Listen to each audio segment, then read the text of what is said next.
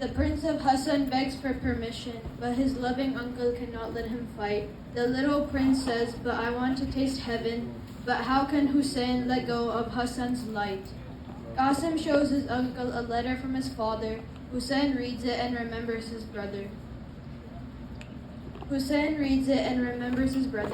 each word that he reads, his heart beats faster. But Hussein knows after his nephew he will have no more. The two begin sobbing until they fall to the ground. Hussein gets up and kisses Qasim's little head. Qasim rides to the battlefield, and the enemies he astounds, fighting like a brave warrior until he is covered in red. The blood starts to pour, and they cut his body into parts. Hussein and Abbas run to a fragmented Qasim's side. They gather the scattered pieces with their broken hearts. As they see another prince who has been sacrificed, remembering Qasim's last words, Hussein smiles with pride. Death is sweeter than honey, he's whispered as he died. Sadaqallahu al-Aliyyul Azim. Salawat.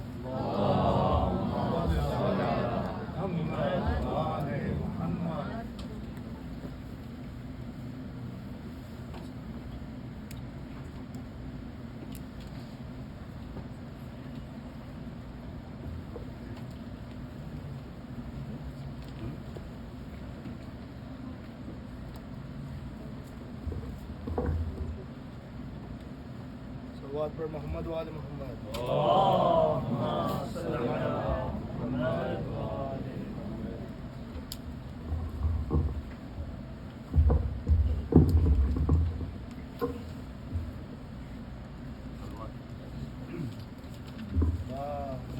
Salli ala Muhammadin wa ali Muhammad.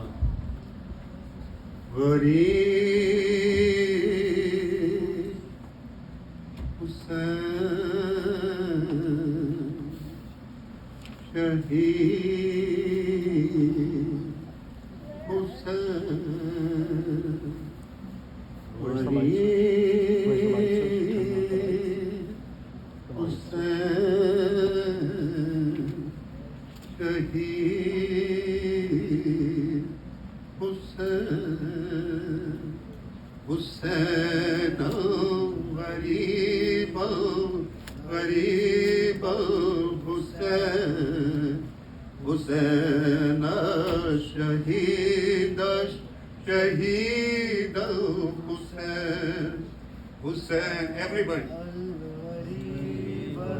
Gharib al-Hussein, Hussein al-Shaheed, Shaheed al-Hussein. Salam on the head of my Mawla Hussein. Salam on the lips of my blessed Hussein. For death in the desert, your body remained. With thousands of arrows, your shroud then became. And on Arbaeen, where the millions would pray, the grief and the mourning for you, Ya Hussein. Hussein al-Gharib al-Hussein, Hussein al-Shaheed, Shaheed al-Hussein, Hussein al-Gharib al-Hussein, Hussein al-Shaheed, Shaheed al-Hussein. The screams of the children thirsty for water, the duty was sent to Abbas, our Savior. The Lion of God could be sent riding faster. The reach al-Furat and to please his Sakina. But how does he fall from the horse with no hand? The flag of Islam laying there on the sand. Hussain al-Gharib al-Gharib al-Hussain. Hussain al-Shaheed al-Shaheed al-Hussain. Hussain al-Gharib al-Hussain. Hussain al-Shaheed al-Shaheed al-Hussain. A lady was seen peering out from the tent, a cry from the heaven that Zahara presents. Oh shimmer, why on this chest the sword stained in blood was Hussein's final test. Hussain, to your mother, it's time to ascend. Your trials in Karbala have come to an end. Hussain al-Gharib al-Gharib al-Hussain. Hussain al-Shaheed al-Shaheed al-Hussain. Hussain al-Gharib al-Gharib al-Hussain. Hussain al-Shaheed al-Shaheed al-Hussain. Sakina would cry every night for her father, and Zainab would cradle Hussein's little daughter. But when they presented his head on a platter, Sakina could not bear to live any longer. But no one could comfort or soothe young Sakina.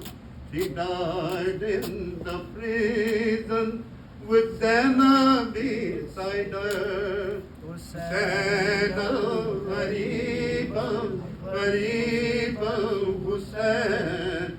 Hussain al-Shaheed al-Shaheed al-Hussain. Hussain al-Gharib al-Gharib al-Hussain. Hussain al-Shaheed al-Shaheed al-Hussain. The fire, the burning, the tents up in flames. For Zainab protect Imam Ali bin Hussain. The soldiers of Yazid want to beat us with chains. The women and children are crying in vain. Oh Baba Ali, please come back and defend us. Your children are waiting for you to return, for you to return. Hussain al-Gharib al-Gharib al-Hussain. Hussain al-Shaheed al-Shaheed al-Hussain. Hussain al-Gharib al-Gharib al-Hussain. Hussain al-Shaheed al-Shaheed al-Hussain. اللهم صل على محمد وآل محمد.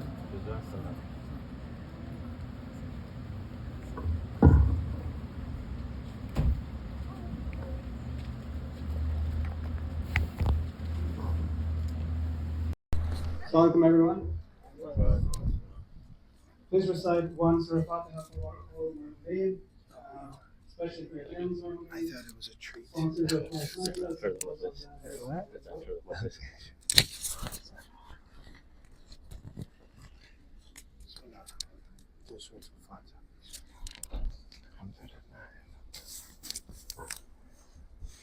please recite one more Surah Fatiha for Sister Hamida Samar, daughter of Corporal Hassan Abdi. She passed away today in Pakistan. Bismillah ar-Rahman.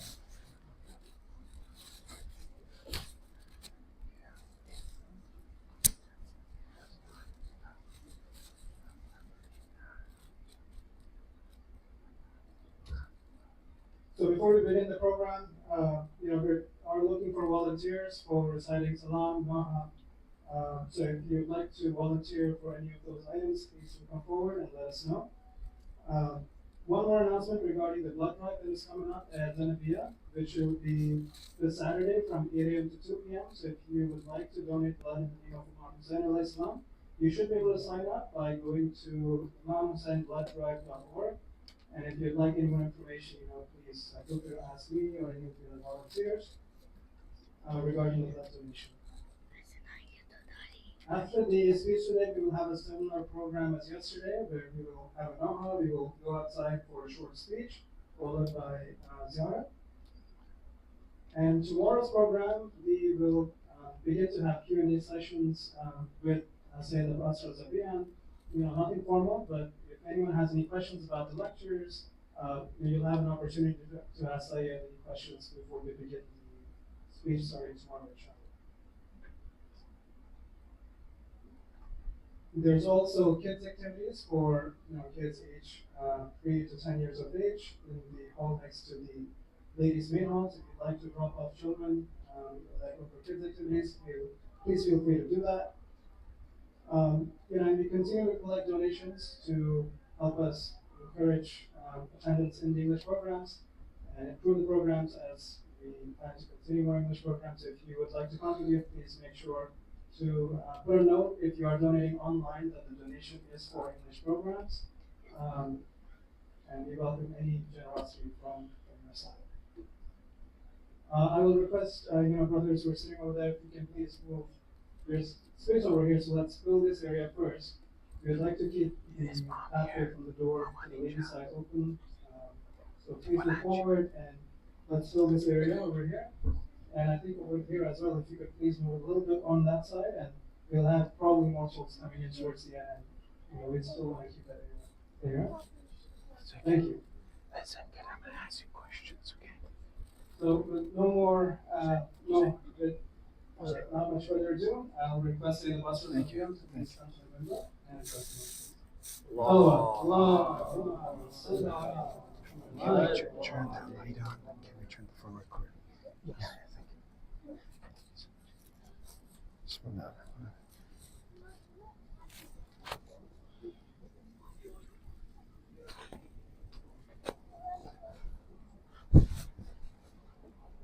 I told you must hold the mic very close to your recorder. Oh, this one. Oh, for recording this or that? Definitely hold this one right. Oh, okay.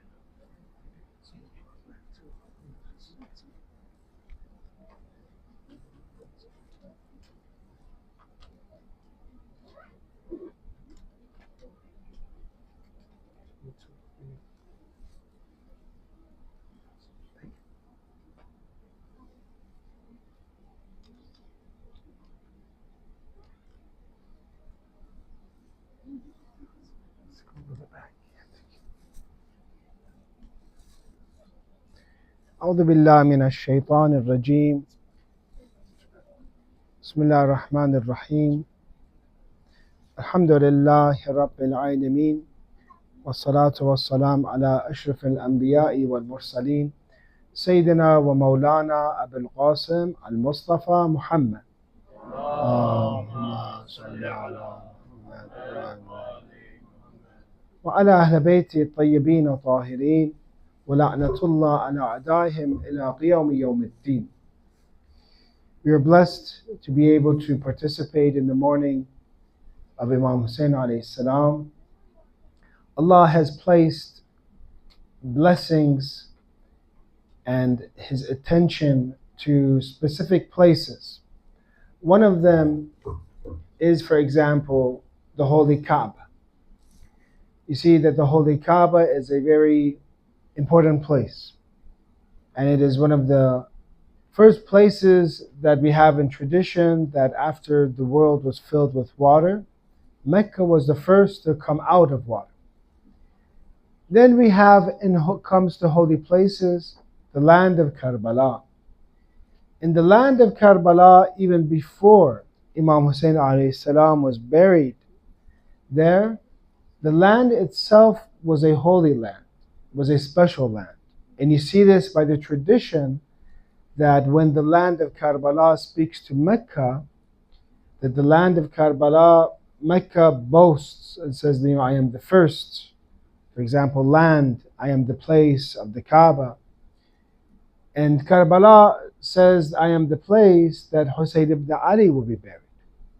So Allah gives a special attention to Karbala, special places, either masjids or the Holy Kaaba or Karbala. All of these are special. At the same time, sometimes there are special time periods. And these time periods are, for example, like Shahr Ramadan. Shahr Ramadan is a place and time of worship. And the month of Muharram also is a time that it is particular to remember Imam Hussein. And during such a time period, you see that this is a place in a time period where one gets close to Allah through mourning for Imam Hussein alayhi salam, through giving attention to Imam Hussein. So therefore we have to make sure that this time period, these 10 days, and if you want to think about these 40 nights or to the month of Safar, that we try to take as much advantage as we can of this time period, because this is a very particular time for us. And it is because of the blessings of Imam Hussein alayhi salam. As we have in some of the ziyarats that we have, Man arad Allah bada'a bikum. Whoever wants Allah, whoever seeks Allah starts with you, Ahlul Bayt. They are the gateway, the prophets and imams. They are the gateway to God's unicity and His oneness. We look at how great connecting to Allah through Ahlul Bayt is for us. There's this Wahhabi Salafi scholar by the name of Sheikh Saleh Maghamis. He lives in Saudi Arabia. He prays in Masjid al-Quba. He has hundreds, if not thousands of students, and he's online all the time. He has an interesting story where during one of the surgeries he has, and he has a heart surgery, and he says this on TV himself. He says, I had surgery, and during this surgery, I see that the doctors come to me and they say that this surgery, this heart surgery, is not successful. Now you have to redo the surgery that you had. And he's saying this on national TV, not on a Shia channel or whatever, normal Sunni channels. And he said, at that time, I got very worried. Because obviously if the heart does not work, a person can face death.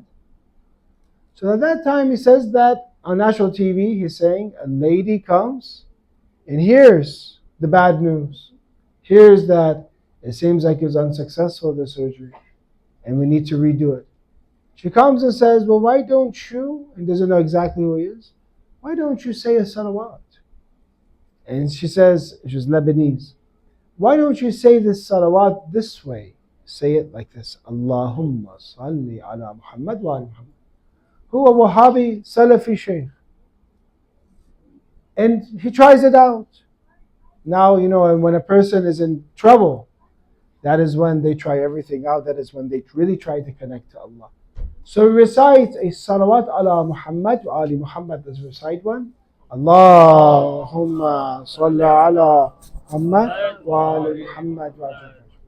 He recites one salawat ala Muhammad wa ali Muhammad, and later on he says the doctors come and look at it again, and they were surprised that actually what we thought was wrong before, and that you're all okay, and we do not need to have that operation. He's saying this on a channel, possibly in Saudi Arabia, And the one who is interviewing him is trying to kind of change. He's kind of shocked. Like, what story is he saying? That you got healed, a Salafi Sheikh got healed by one salawat? Then he changes his opinion. And he goes on national TV and keeps defending Hussein ibn Ali by being a shaheed and has statements about Imam Hussein alayhi salam. So dear brother, dear sister, many times we face affliction, many times there are things that we need. This is Muharram of Imam Hussein alayhi salam. You are his followers, you are his Shia. Make sure that you truly believe in the generosity that Allah has through Imam Hussein alayhi salam, and that he looks at you and those that have mourned for Imam Hussein completely differently. If one salawat for a Wahhabi, Salafi Shaykh can change and grant him his health, how about for you who have been crying for many years for Imam Hussein, that your parents have been crying for Imam Hussein? Let's make sure that we take advantage of these few more days that are left until the day of Ashura, and that hopefully as the nights are going forward, we see the tradition of Imam Qadim alayhi salam, that the Imam was from the beginning of Muharram was more sad, more sad. Usually people tell us this, that when somebody has passed away, afterwards you should mourn. It's very interesting for the mourning of Imam Hussein and remembrance of Imam Hussein. Why do we do it before his shahada? Right now he is not shaheed. In the 10th, he's shaheed. Some people ask this question. It is because this is from the tradition of Imam Qadim that are imams. There have been seen, or Imam Qadim alayhi salam has been seen, that when the first of Muharram came, he was sad. Then it became the second and third and fourth. And as it progressed, he became more sad. So we follow, it's not a normal death. It's not a death of someone normal that we're coming to their funeral. This is very mystical for us. There's much in it that we don't understand. But hopefully we do mourning of Imam Hussein after Ashura, obviously. But also, he's particular that we also mourn before we mourn in the month, starting from the month of Muharram, based on the tradition that we have from Imam Qadim. Let's recite Salawat ala Muhammad wa ala Muhammad. Allahumma salli ala Muhammad wa ali Muhammad. May Allah bless all of you. And these majalis, some of our greats, like Ayatollah Sayyid Ali Qadi Tabatabai, one of the greats that introduced a lot of, took a lot of the hands of those that are seeking mysticism and irfan. He would have, they say, Rosa for Imam Hussein, Majlis for Imam Hussein, the scholar in Najaf. But he would serve the tea himself, and he would do something very particular. He would go and take the shoes of the guests of Imam Hussein alayhi salam, and he would wipe them, polish them, clean them himself and Ayatollah.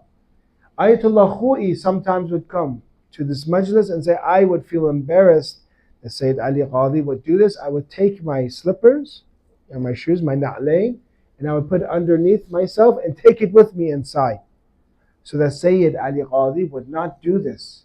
And Ayatollah taking the shoes of those that would come to mourn Imam Hussein and clean them and wipe them. This is the seerah and the lifestyle and the way of our scholars and ulama, that they would make sure, and some at an old age they would say, now you don't need to do this, the young people would take care of this. No, I want to do this myself. I want to be a servant. I want to be a khadim of Imam Hussein alayhi salam. I want to clean the shoes of the guests of Imam Hussein alayhi salam. So there's a lot of humility in serving Imam Hussein. Hopefully we can be of those that during this Muharram, when it comes to volunteer work, even something small, cleaning up, preparing things, make sure that you have a role. Even something, serving some water for someone, giving someone some food here in this majlis. Make sure, inshallah, you have for yourselves a portion in the thawab, in the reward of serving Imam Hussein alayhi salam. We're talking about reform. We're talking about Islah. And we said that the prophets have come to change and rectify society. Islah and reformation is of 5 types. Maybe we can divide it into 5 types. One is islah in our beliefs. That people sometimes have the wrong beliefs and they need to change. Sometimes some of the companions of the Imams, they had wrong ideologies, wrong beliefs, like Hisham ibn Hakam. Maybe you've heard of his stories. Hisham ibn Hakam later on came to be one of the great debaters, and he would debate with people that were atheists, and he would win. All the time he would win. Let's recite Salat ala Muhammad wa ala Muhammad. My apologies for the interruption. There's an urgent announcement. A vehicle license plate 7XPB111. It's parked by the exit gate. It's blocking the exit and it's holding up vehicles from exiting the building. So if it's your vehicle, please immediately move the vehicle. Again, it's 7XPB111. It seems to be a gray Toyota. It's a family van, okay. So if it's your vehicle, please do go ahead and move it as soon as possible. Thank you. Sorry again for the interruption.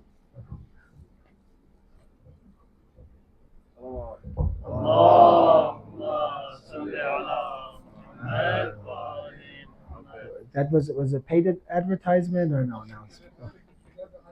No, it's unpaid. It's for salawat, so it's paid. Let's do salawat.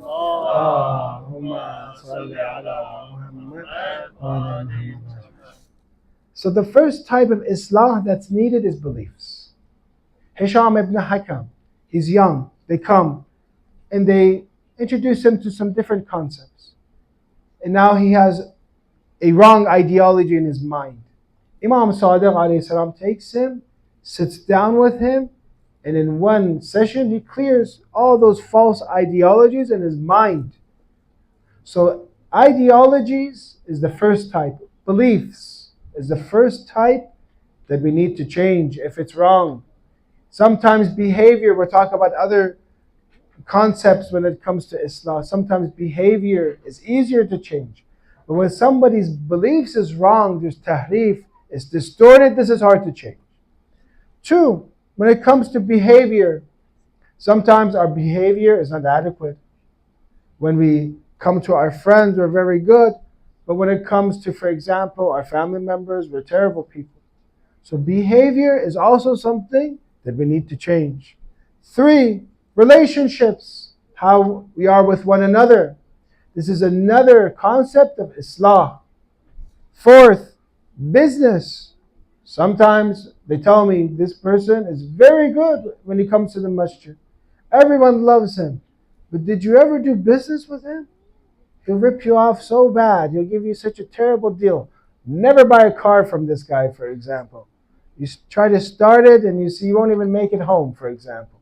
But when he comes to masjid, or he comes to, for example, others, you say he's a great person. And this should actually be one of the things that Muslims should be the best at. When we're introducing Islam to the West, they should come and say, oh, you're Muslim? I love to do business with you. You're Muslim? Wow, I love this. I know I'm going to get the best. I know you're going to be honest. But is it like this right now? That when somebody is Muslim, that we are actually the most respectful or honorable when it comes to our agreements.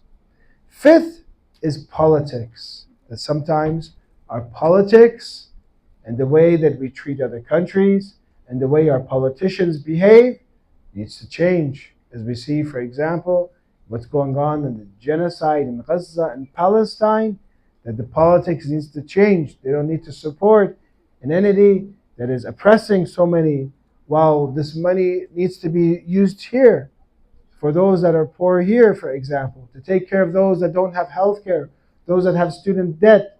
Instead, all of these are paid to fund genocide. Tonight we're going to be talking about this first type, and it is Islah of beliefs.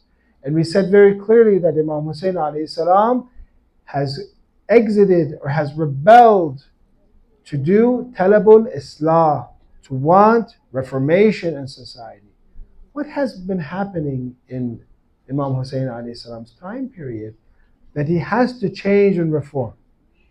One is that when we look at this concept, we see a tradition that states that what happened to other religions will happen to Islam. That change that happened, what happened to Judaism? What happened to Christianity? What happened to the message of the other prophets? The tradition has كلما كان في الأمم السابق يكون في هذه الأمة مثله حظ النعل بالنعل. Following footstep by footstep, whatever happened in other religions will happen to Islam. Or we have, for example, there will come a time period where nothing will be left in Islam, only the names. The name of Salat will be there. The name of fasting will be there. But the real meaning of Salat won't exist anymore. We just cover ourselves with names, but for us it's useless. When we see traditions that what were the Imams sent for? We see that the Imams were sent to preserve Islam. If you want to get a book and read it, this topic, you can read from Allama Askari, has a book called The Role of the Holy Imams and the Revival of Religion. That the Imams came and they saved religion. Imam Ali alayhi salam in tradition says, gave life to religion again. أنا محيي السنة ومميت البدعة. I will give life to the Sunnah. I am the one who gives life again to the Sunnah, to the way, the sayings of the Prophet. And I will kill and destroy the way of innovation. How did Imam Ali alayhi salam, what happened that Imam Ali alayhi salam needs to give life to the Sunnah? Because we're talking about the Sunnah of the Prophet. Brothers and sisters, there was a time period when Imam Ali alayhi salam was set aside. Rasulullah passed away. For 100 years, from the first Khalifa all the way to Umar ibn Abdul Aziz, about 100 years, that they banned or monitored the traditions from being compiled and shared. That there's traditions in Sunni books, Shia books, that they took the hadith of Rasulullah and they claimed that these narrations were going to confuse people from understanding the Quran, and they would think it was Quran. So they set it on fire. 500 hadith in some instances, other narrations, they set on fire. Has anyone heard of this concept? It's called Man'ut Tadween al-Hadith.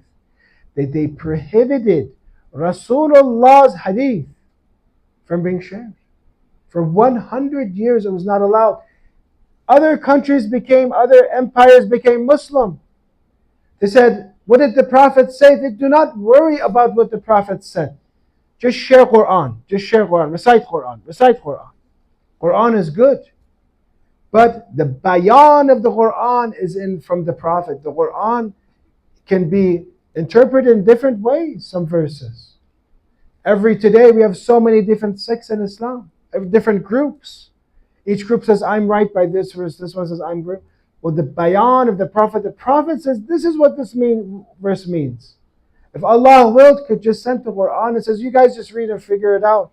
But the Quran itself says that Rasulullah comes to do tabyeen, and he does bayan, and he explains. So for 100 years, imagine not allowing what Rasulullah taught. Can anyone tell me why do you think they would ban the traditions? Why would they stop and censor what Rasul? Were they not Muslim? Why do you think, what's in there that they're trying to stop? What's in there that they fought over in Saqifa? The fada'il and virtue of Ali ibn Abi Talib. If they give a green light to hadith, what is the first hadith they're going to share that everyone was there?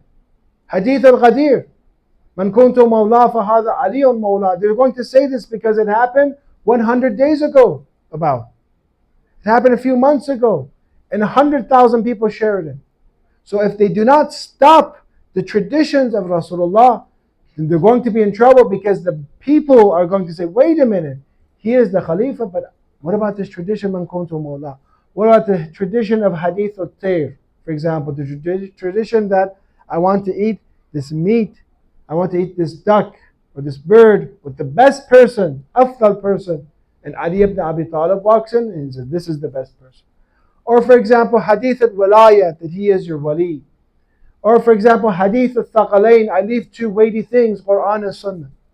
All these traditions over and over and over that Rasulullah gave, people would share and says, Ali, what happened to Ali? What happened to Amir al-Mu'mineen, Ali?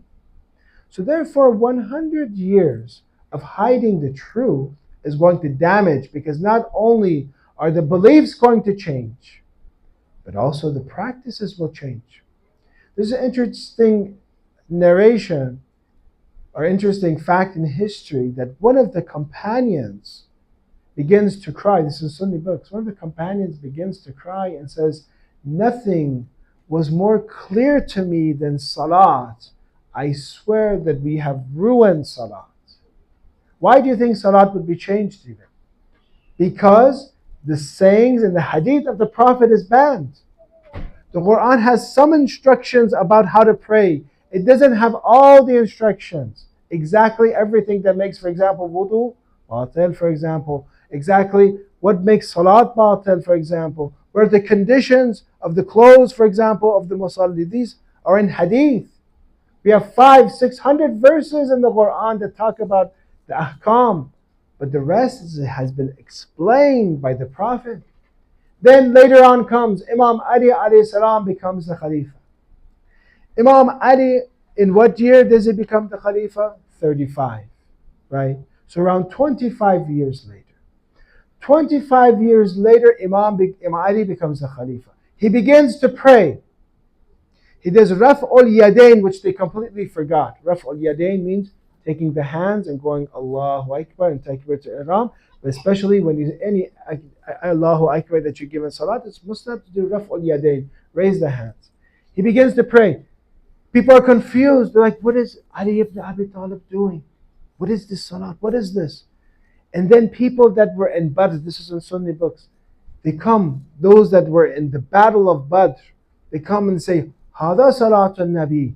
That was the way that Prophet Muhammad prayed. And he gave life again and showed people this is exactly the way that the Prophet, because after 20-25 years, the people forgot how to pray. Then they began to forge. When you look at verses of Quran, actually it says about those that hide things. The Quran warns us and says, for example, those that hide things, إِنَّ الَّذِينَ يَكْتُمُونَ مَا أَنزَلْنَاهُ مِنَ الْبَيِّنَاتِ وَالْهُدَى مِنْ بَعْدِ مَا بَيَّنَّاهُ لِلنَّاسِ فِي الْكِتَابِ أُولَٰئِكَ يَلْعَنُهُمُ اللَّهُ وَيَلْعَنُهُمُ اللَّاعِنُونَ. Indeed, those who conceal what we sent down of clear proofs and guidance after we have made it clear for the people in the scripture, those are the cursed by Allah and cursed by those who curse. This is about the Bani Israel hiding verses, hiding because they also changed and hid things. They knew that the final prophet would come in Yathrib.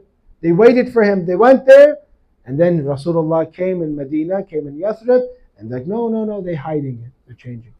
So the same thing that happened to other religions was happening to Islam. By what? Hiding and censoring the statements of Rasulullah. So now there's change. Everything's going to change. Our beliefs are going to change. Salat is going to change. Fast is going to change. Hajj is going to change. So Imam Hussein alayhi salam, the Imams, they're that continuation cause.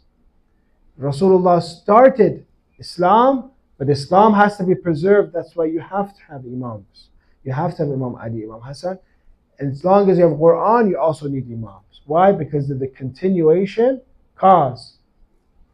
The second thing that happened is they started forging hadith. And they started making up traditions, making up virtues about the Sahaba, for example, making up tafsir of Quran. In Friday prayer, they brought people that used to be Jews, they used to be Christians, Ka'b al-Ahbar and Tamim al-Dari. You can look at the book, The Role of the Holy Imams, Arrival of Religion. Instead of taking Ali ibn Abi Talib, who has knowledge of the book, to say, what does this verse mean? Because they were stumped. Rasulullah has passed away. They ask him a few questions about Quran. I don't know what does this mean. So then they bring those that used to be Jews, that used to be Christians, and they started giving the same We call this Israeliyat, forged stories about the prophets. They put it in tafsir of Quran. So they start adding things, adding things, adding things. So the Imams, when they had power, they would share with the knowledge, they would do islah of beliefs. The Imams, they would give correct tafsir and commentary of the Quran. The Imams would give the true beliefs of oneness, of Tawheed. Even today, there are books, about forged hadith I'll share with you. One is the book Tawheed of Ibn Khuzaymah. Tawheed of Ibn Khuzaymah. It's a book from Sunnis that have, how is Allah like? It's called the Book of Tawheed. And all it talks about is Allah has a face, Allah has shins, Allah has a chair where He sits in. Even Fakhr Razi, another Sunni alim, says, don't label this book Kitab al-Tawheed, call it Kitab al-Shirk, call it Book of Polytheism. Because God has an image in this book.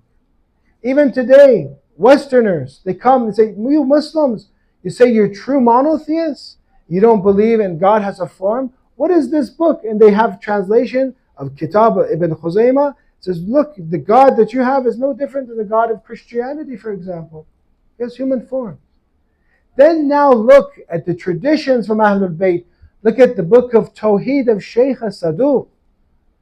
And you see it lines up with philosophy and theology that God cannot be seen. God cannot be seen because if He is seen, He is limited. He is physical, He is corporeal. If He is seen, that means He has time, He has space. God cannot be limited in whatsoever, because if He can be seen, if He has time and space, you'd ask the question, then who created God, as Bertrand Russell asks? Because you had a God that is limited, then you say, then who gave Him this, for example? But you have God that is unlimited, cannot be seen. We have traditions from Imam Rida alayhi salam, that he says very clearly that those traditions that say that God has created man in His own image, he says these are made up. God has not created Adam in His own image. And the fact that we see you can see God in the hereafter, the Imams reject this and they say Ru'yatullah is not allowed. Seeing God even in the hereafter is false. You can see Him with the heart. Barriers will be removed. You see Him clearly, but not with the eyes, with the heart and the spirit, because God is not limited. He doesn't have physical form.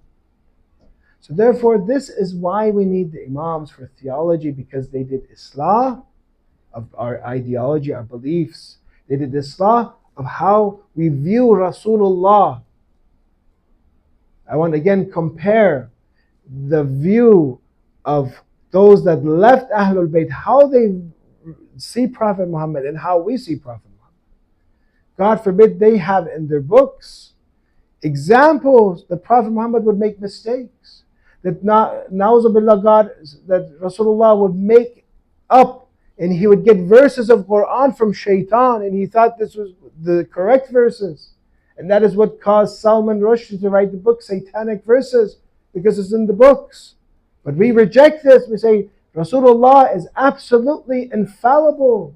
He does not make mistakes.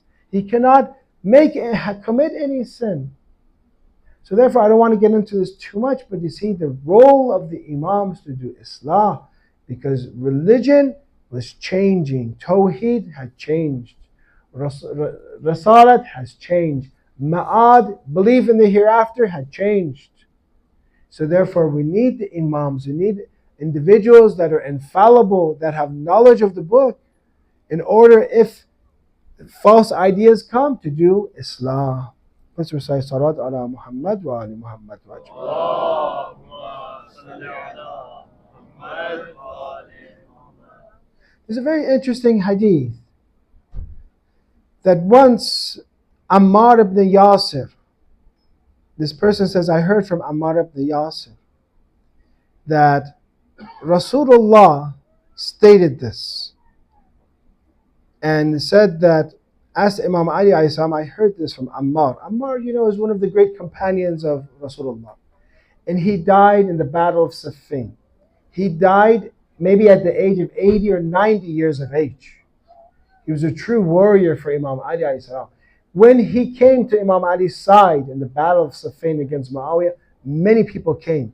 Because the tradition said that whoever will kill Ammar, there will be a bad group will kill Ammar. So they knew that Ali ibn Abi Talib was at the right side. He's a very good companion of Rasulullah. So he says, the tradition he has says, Ana uqatil ala tanzil. Says this tradition is true. That Rasulullah Ammar says, I've once heard Rasulullah say, I will fight for the tanzil, for the revelation of Quran. I, Rasulullah, will fight for tanzil. Wa aliyun yuqatilu ala ta'wil. But Ali will fight for the meaning of the Quran. The real meaning of the Quran. I will fight for and I will make sure that the Quran is protected and will be descended right. I will remove all the barriers. So the Quran will come in its original form and will not be changed. I will do that. But who will ensure that the meaning of the Quran won't change? Ali alayhi salam. Ali will keep the meaning of the Quran. Will fight for this. Then Ali alayhi salam says, فَقَالَ alayhi salam, صَدَقَ عَمَّارٌ وَرَبِّ الْكَعْبَةِ. He has said the truth. So Ali alayhi salam and the Imams, they fought for the ta'weel.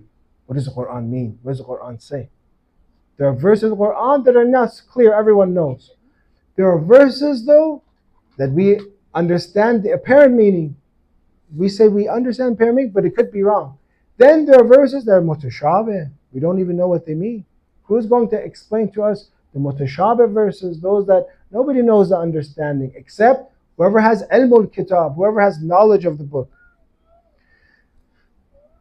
I'm going to end with this statement here. A few other things, but question arises is, will people be more ignorant when we talk about fighting against tahrif and fighting against religion changing?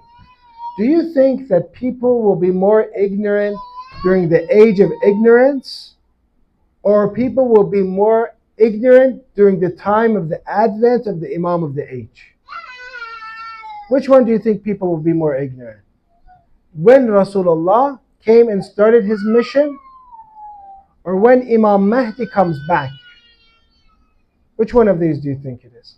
Let's read the tradition. I'm going to change some of the words so we should not stand.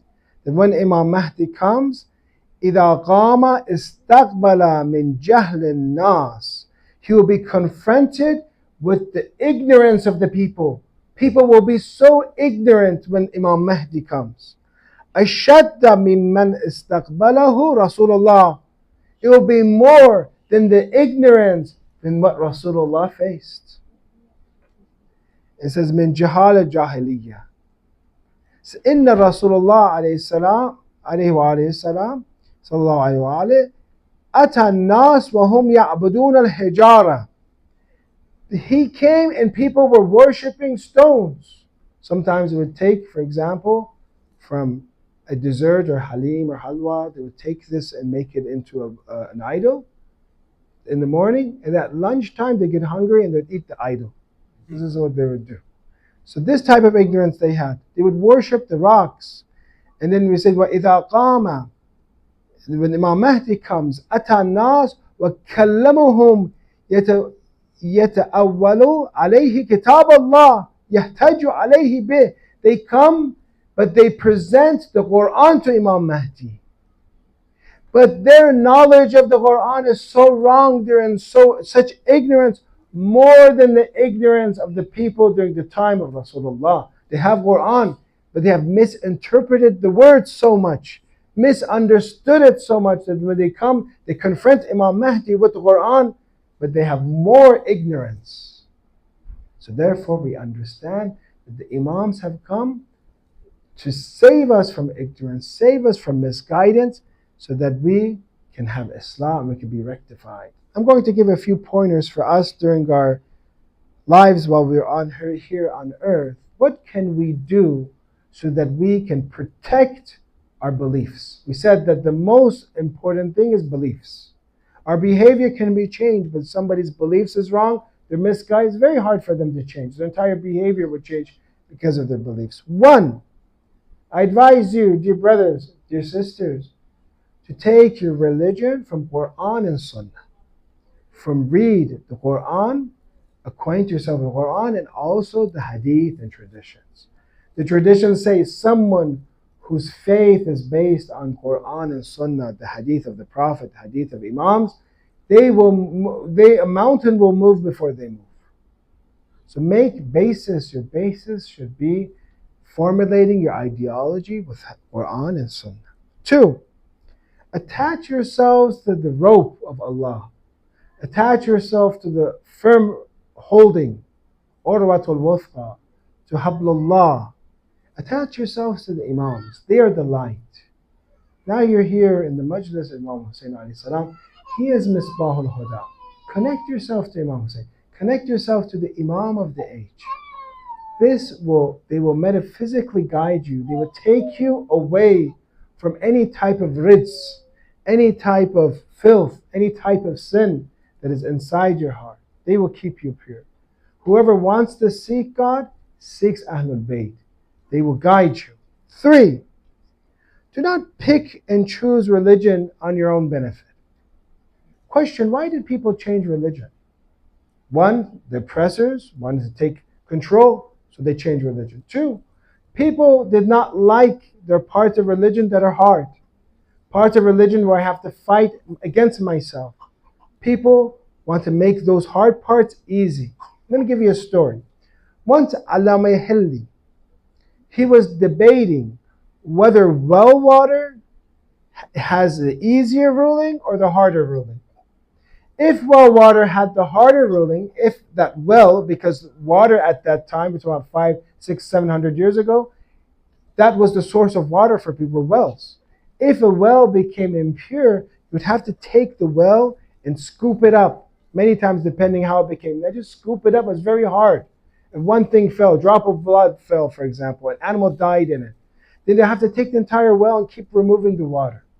But if well water has the ruling of running water, then if it becomes najis or impure, as long as it doesn't smell bad, as long as, for example, the color doesn't change, as long as the taste doesn't change, it becomes pure by itself. Today, you have running water. It's so easy to make things tahir. You just, for example, one of my friends says, I have a house that's full of najis things.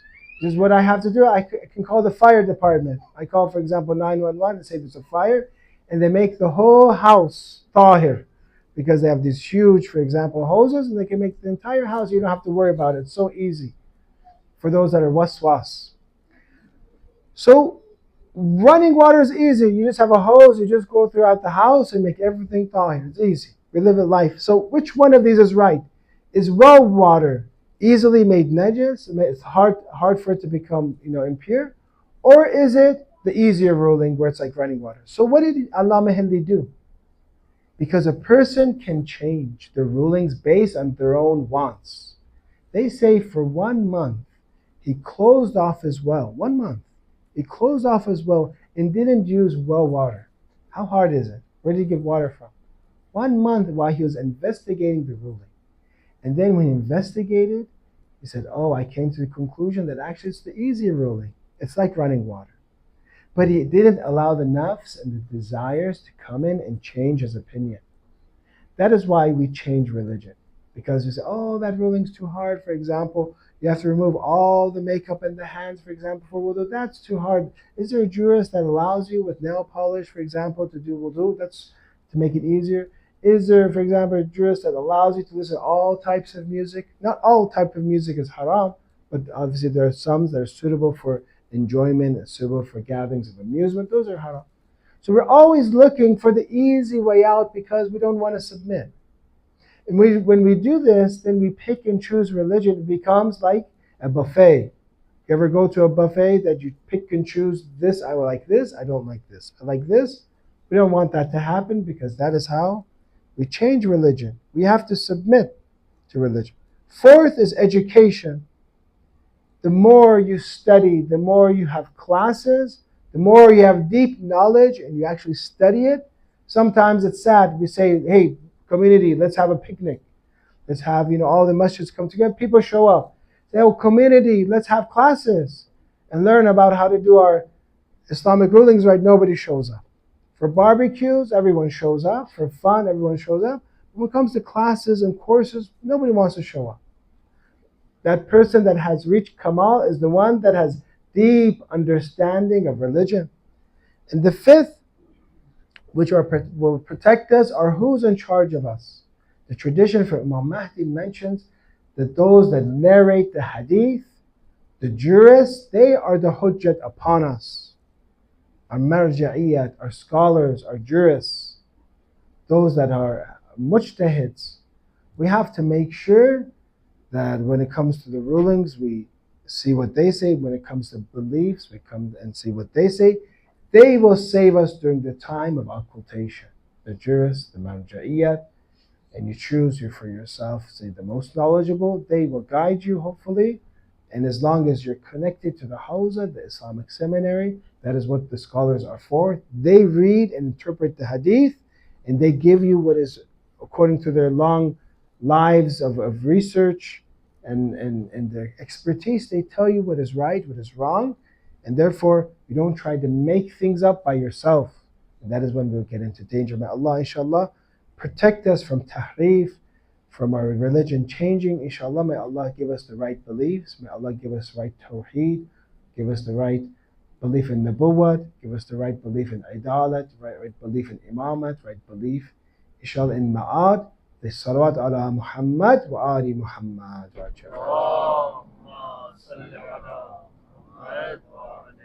May Allah keep us all in Sirat al-Mustaqim and bless our family members as passed away. Those that are sick, give them cure. Those that are oppressed, relieve their affliction. And bring back for us, inshallah, the Imam of the age, the another Salawat ala Muhammad wa ali Muhammad.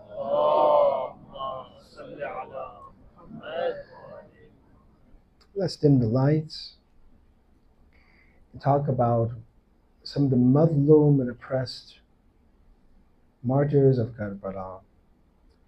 I don't know what it is, but when you talk about Imam Hassan alayhi salam, you see how oppressed the first son of Imam Ali and Lady Fatima is. You see that Hassan alayhi salam, he was one of the Imams who was attacked during his own funeral. He didn't really have a true funeral. The Ahlul Bayt didn't, from Rasulullah to Lady Fatima. So now Imam Hassan, he had a funeral where they shot many arrows at his body. They did not allow him to be blessed with doing tawaf around Rasulullah's shrine or being at that area. They oppressed him. He was oppressed by his own wife, Ju'da or Ja'da, poisoned by his own wife. How oppressed must someone be that they're oppressed in their own house by their own wife? Imam Hassan alayhi salam has two orphan sons, Qasim and Abdullah. They are very madloom and oppressed, just like Imam Hassan alayhi salam. They're very strong, but they're oppressed. Tonight I'm going to mention to you about Abdullah, the son of Imam Hassan alayhi salam. The young son of Imam Hassan that he loved martyrdom. He loved to fight. But the narrators say when he came to the battlefield, he was so young that armor did not fit him. He didn't have armor. How's a 10, 11-year-old going to fight against these brutal thugs, these brutal warriors? He comes to the battlefield. Imam Hussein alayhi salam commands Lady Zainab to take Abdullah, to make sure that Abdullah does not fight. But he wants to be a shaheed. How his brother Qasim ibn Hassan says for him, death is ahla min al-asal, is sweeter than honey. Karbala has many lessons. How much irfan and ma'rifat must Abdullah and Qasim have? The death for them is sweeter than honey. They have surrounded Imam Hussein. It is the day of Ashra. The companions of Imam Hussein are martyred. Left for Imam Hussein alayhi salam is this tiny lad, tiny boy called Abdullah. At this time, Imam Hussein is surrounded. They try to grab him, but he runs away with heavy resistance. And he says, وَقَالَ وَاللَّهِ لَا أُفَارِقُ عَمِّي, I swear by Allah, I will never leave my uncle alone. At this time, they say that Abjar ibn Ka'b came towards Imam Hussein with a sword. They have surrounded Imam Hussein alayhi salam. And he comes to strike Imam Hussein alayhi salam during this commotion, during what's going on. Abdullah raises his arm and he becomes the shield of Imam Hussein. He raises his arm and his arm blocks. How can a thin arm block the strike from a metal sword? The sword hits Abdullah's arm. And now the hand, as it says in the Maqtal, فَإِذَا يَدَهُ مُعَلَّقًا, his hand now is dangling, because his hand was used to block the sword and to protect Imam Hussein. وَنَادَ الْغُلَامِ, in the narrations, it says that, in the Maqtal, it says, Ghulam, this young boy, he yells and he calls his mother. Imam Hussein rushes and hugs him. At that time, قال يا ابن أخي اصبر على ما نزل بك. My brother's son, Imam Hassan's son, have patience at what Allah wants for you. ثم رفع الحسين يده وقال, at that time he is struck, an arrow hits Abdullah, and at that time Imam Hussein alayhi salam through this arrow Abdullah. And at that time Imam Hussein alayhi salam is hugging Abdullah, as if Abdullah is saying this in poetry: stop cheering, O oppressors. Let my uncle hear what I say. Let me hear at my final moments the heartbeat of my uncle. One of the few shuhada that was killed while being on the chest of Imam Hussein was Abdullah. Let me hear. Be quiet, enemies. Stop cheering for 1 second. Let me hear the heartbeat of my uncle Imam Hussein. That I can hear that you are still alive, uncle. That the world only has grief for you. This makes me proud that I know that you are alive, even though I am becoming shaheed. I ran, uncle, to the place of sacrifice. I was only afraid of this, that I would be alive after you. On top of your heart, I pass away, uncle. My spirit, my heart, my life be sacrificed for you, dear uncle. In your arms, my life ends. My body, my life be sacrificed for you. And so was the shahada of Abdullah ibn Hassan, the reminder, the orphan son of Imam Hassan alayhi salam. May Allah curse all of those that have oppressed Ahlul Bayt alayhi salam. Please recite salawat ala Muhammad wa ala Muhammad.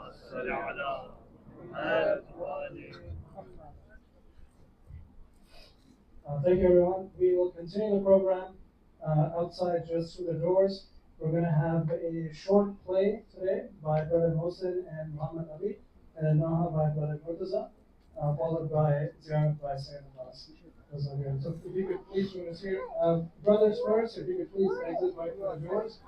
We already have the speaker system set up today, so this should not take too long. It says Muhammad Ali. That's you? You're doing this slide? You ready?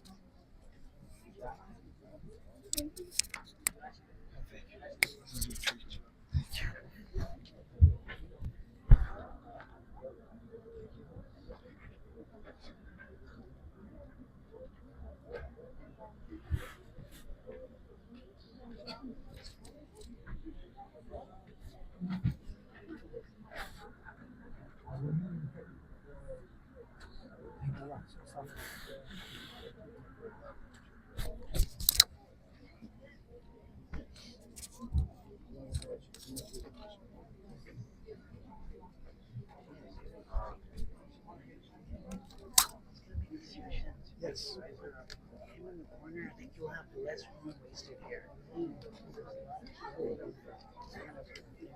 Okay. Good session. I'll discuss it. Yeah. Thank you. For women, I should tell them have carpet outside so they can stand. As if like Without the shoes. yeah, without the shoes. Because, I don't know how long it will take. If it takes forever, I'll just come through it.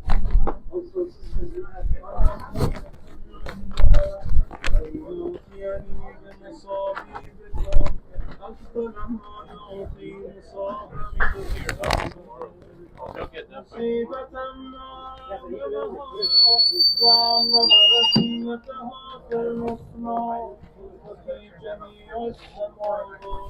Yeah, iPad inside, you just want to turn off. Leave it on for right now. When people gather, we'll stop. Turn it on.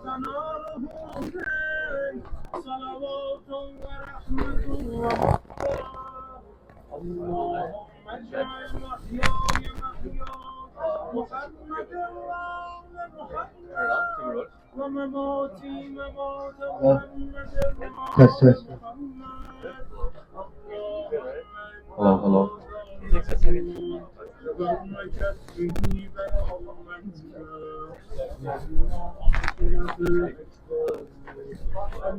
Test, test, test. Assalamu alaikum. No, it is. Ali.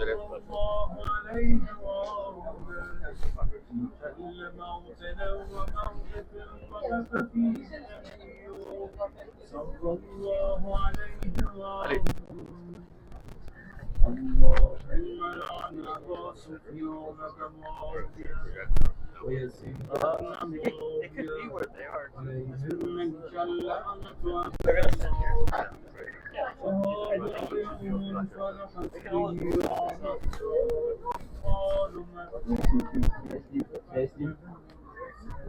It's working? Yes. Good. 1, 2, 3, test.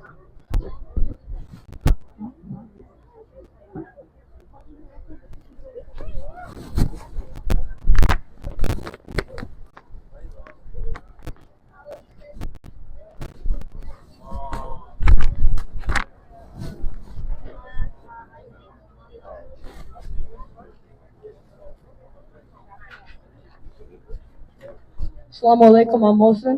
Assalamu alaikum, I'm Muhammad Ali. Today we will be recreating the conversation that took place after Muhammad and commentaries letting Muslim Qasim fight the battle of Razavain. I will be speaking as Muslim Qasim.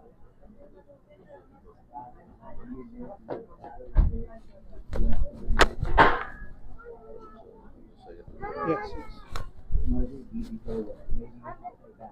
Uncle, I may be young, but I want to help. I want to protect our family and stand up for what is right. For me, death is sweeter than money. I'm sorry, Qasim, but I don't think I can let you do this. Uncle, before his passing, saying in his battle, I must support you. I cannot let him down. Please let me fight, Uncle. You are very brave, Qasim. If you feel ready, go and show your courage. I will, Uncle, for our cause and justice. Even at a young age, Hazrat Qasim did what was right. We can all be brave and stand up for the truth, no matter how old we are. Salawat. Allahumma salli ala